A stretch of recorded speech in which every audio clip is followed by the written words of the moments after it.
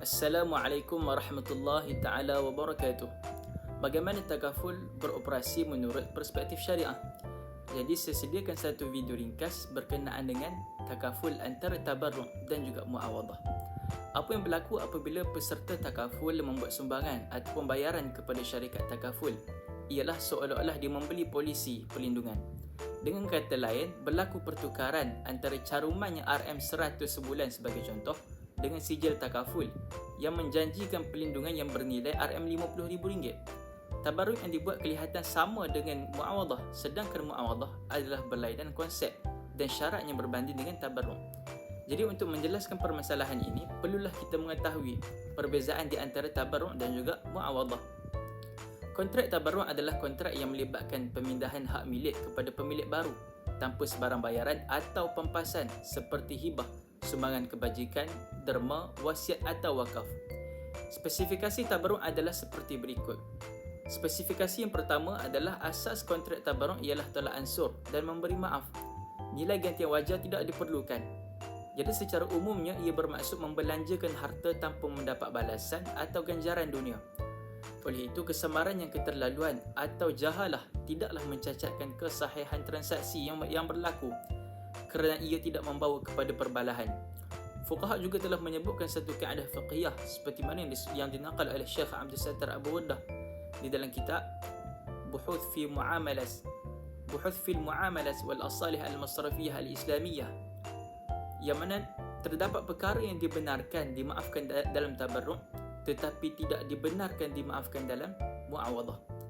Spesifikasi yang kedua adalah seperti yang disepakati oleh majoriti fuqaha, kontrak tabarruk akan dikira mengikat hanya selepas berlakunya penyerahan.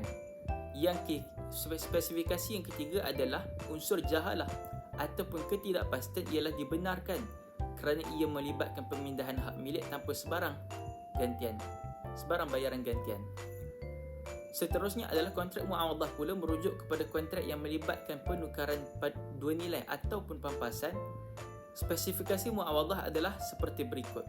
Yang pertama adalah syarat umum muawadah ialah kedua-dua pihak memperoleh keuntungan dan tiada pihak menanggung kerugian mengikut adat, selagi mana kontrak tersebut dilakukan atas dasar redha dan persetujuan kedua-dua belah pihak. Yang kedua adalah transaksi muawadah boleh melibatkan keuntungan atau kerugian. Yang ketiga adalah kontrak hanya boleh dilakukan pada benda yang mempunyai nilai dan wujud semasa pemeteraian kontrak. Yang keempat adalah sifat dan perkara yang berkaitan dengan kontrak muawadah perlu diketahui bagi memastikan transaksi yang berlaku sah dan terjamin. Yang kelima adalah penerimaan pampasan dan pemberian sumbangan tidak boleh digabungkan bersama-sama dalam pelaksanaan kontrak muawadah jika sumbangan tersebut sendiri bergantung dan termasuk dalam kontrak. Alasannya kenapa? Alasannya adalah kerana kedua-dua tabarruk dan juga muawadah mempunyai kesan-kesan kontrak dan syarat-syarat sah yang berbeza. Yang keenam adalah muawadah boleh melibatkan penukaran antara barang dengan wang atau perkhidmatan dengan wang, ijarah atau sewa upah seperti mana yang disebut oleh Syekh Abdul Sattar Abu Waddah. Jadi melihat kepada konsep takaful dan membandingkannya dengan tabarruk dan juga muawadah, saya berpendapat bahawa ia lebih menepati konsep tabarruk.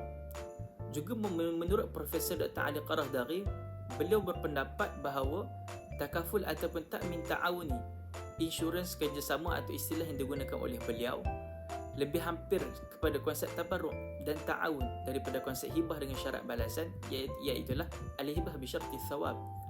Jadi pendapat yang menganggap takaful sebagai kontrak tabarruk disokong oleh fakta bahawa syarikat takaful tidak memiliki secara mutlak bayaran ansuran yang disumbangkan oleh peserta.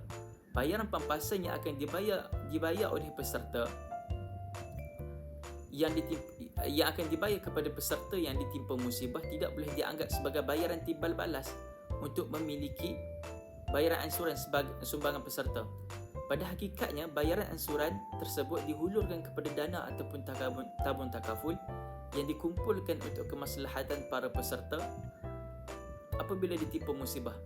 Jika terdapat lebihan daripada tabung tersebut, iaitu tabung takaful tadi, ianya dikembalikan kepada mereka ataupun dikumpul dan diinfakkan bagi tujuan amal kebajikan. Wallahu ta'ala a'la wa a'lam bissawab.